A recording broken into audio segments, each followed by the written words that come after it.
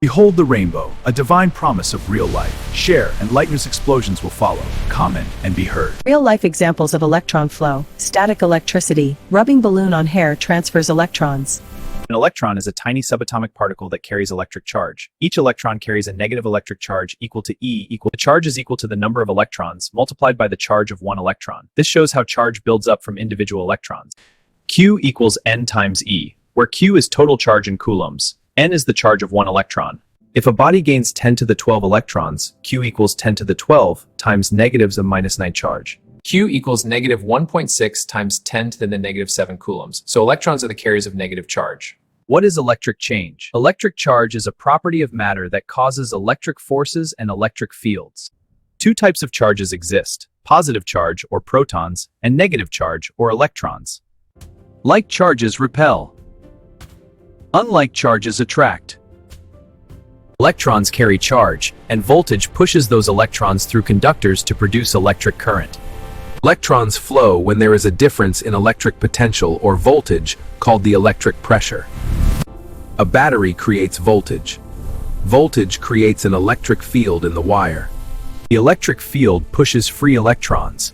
Electrons drift through the conductor. Voltage creates an electric field within the wire. This motion is called electric current.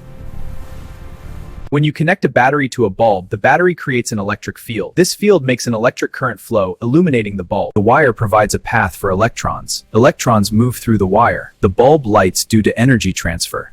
Physically, electrons move in a metal conductor. Conceptually, we say electric charge flows because charge is carried by electron. In a real battery, electrons flow from the negative to the positive terminal, but conventional current is defined as flowing from positive to negative. Why the difference? When electricity was first studied, scientists did not know electrons existed. They assumed positive charge was moving, so the conventional current direction remained in physics and engineering. In a real-life battery, electrons flow from the negative to the positive terminal, but conventional current is defined as moving from positive to negative. Electric current is the rate of flow of charge. It is measured and defined as coulombs per second. Like a river, charge flows through a wire. In a real-life example, if 5 coulombs of charge flow in 2 seconds, the current is 2.5 amperes. In a thunderstorm, positive and negative charges separate in the clouds, creating an electric charge difference. In real life, electric potential is the energy per charge creating aura. Here, a power charge rising with traction. In a storm, a massive charge difference between clouds and ground creates lightning. This powers electric circuits, where electrons move through wires to light up our devices. In a simple electric circuit, electrons move through wires, powering devices like this resistor and these meters. Electrons move through wires, powering devices.